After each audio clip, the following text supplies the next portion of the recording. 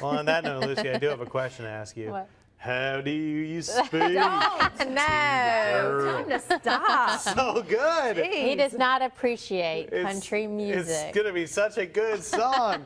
All right, tell the folks what you're working on today, Lucy. Okay, we're making a spring shrimp pasta.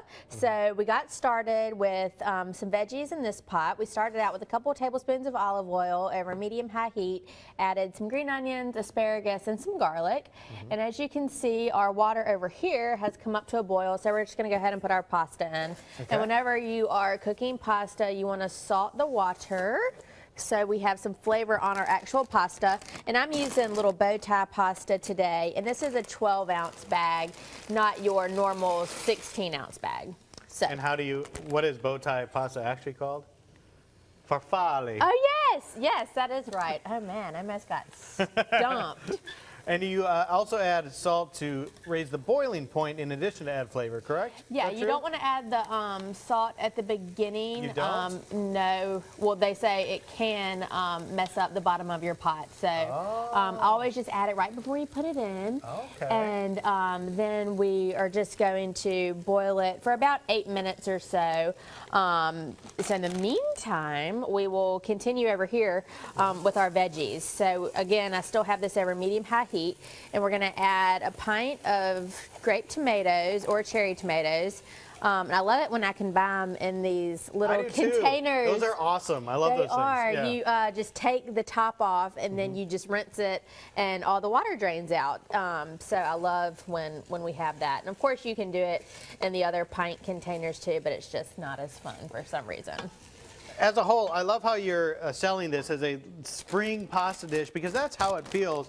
Light, some vegetables, not too heavy. This is just the perfect dish for this time of year. It really is, and we are going to add a couple of tablespoons of butter at the end, but you could certainly omit that and just stick to the olive oil. So it's a really helpful dish because the ratio of veggies in our shrimp to pasta is basically equal instead of just a little bit of veggie and all pasta.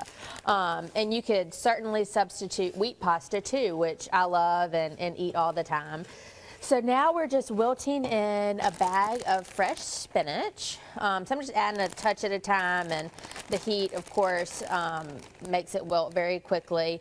And we're also going to add in half a cup of vegetable broth. So I'll get some of that in there. And then, like we mentioned, it's pretty light, so later when we create the sauce right here in the pot, we're just going to be using fresh lemon juice, and then the liquid in these veggies kind of comes out, and with this vegetable broth, it creates just a really light kind of sauce. So I'm also going to add the shrimp in.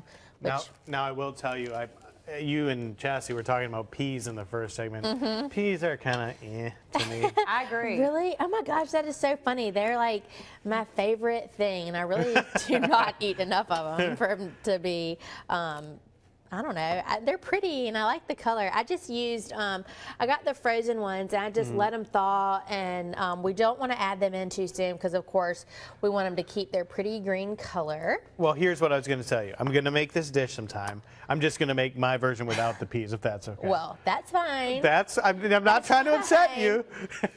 But anyway, any way you want to do it, we're going to have all the ingredients, the steps, the recipe online. We're going to come back, talk to you more about Greer's, finish out up the dish, and yeah, that is still to come. Thanks a lot, Lucy. Sounds good. So I have to tell you, I'd probably leave out the peas too. Right there with you on that.